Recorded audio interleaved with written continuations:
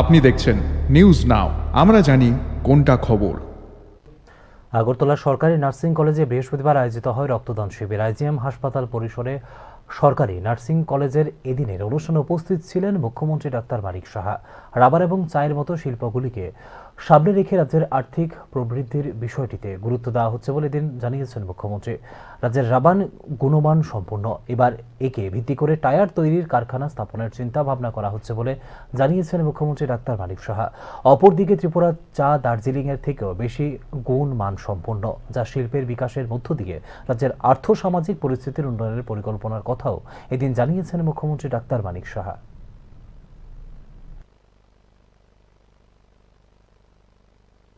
Rubber আছে, কিন্তু rubber থাকলেও এর ইনগ্রেডিয়েন্ট গুলোর দাম বেশি পড়ে, বাইরের থেকে আনলে সেটা রাবার তৈরি। চা শিল্প এখানে আমাদের এখানে আছেন সমীর বাবু আছেন, আমরা এটাকে উন্নয়নের জন্য চেষ্টা করছি। এবং ত্রিপুরার চা এটা কিন্তু ফ্লেভার হয়তো বা দার্জিলিং এর ফ্লেভার হয়তো হবে না, কিন্তু এর যে গুণমান সেটা কিন্তু এদের থেকে অনেক বেটার। তো আমি ওনাদের সাথে মিটিং করেছি, আমি সমস্ত পিএসইউদের সাথে মিটিং করছি। এগুলো পিএসইউর সাথে কোনো মুখ্যমন্ত্রী কোনদিন বৈঠক বসে, আমি নিয়মিত কথা বলছি।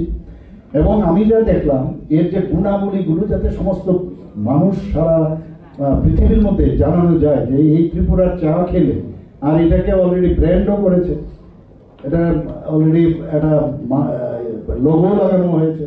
তো আস্তে আস্তে করে আমাদের ব্যাগ পথে বানানো হবে, আমাদের ওয়ার্কশপ সেন্টারও তৈরি হয়েছে এখানে।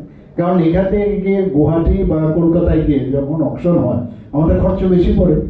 তো সেদিন মিটিংয়ে আমি বললাম এখানে যেহেতু অকশন সেন্টার আমরা খুলছি, সেখানে যারা আসবে তাদেরকে ইনসেন্টিভ দেওয়া যায় কিনা, যারা ট্রান্সপোর্টের যে ইনসেন্টিভ সেটা যদি দেওয়া যায়, তো মোটামুটি এইভাবে কথা বলছি। একের পরে আমরা এইগুলো নিয়ে আমরা কথা বলি। আগর নিয়ে আপনারা জানেন আগরতলার নামই হচ্ছে আগর।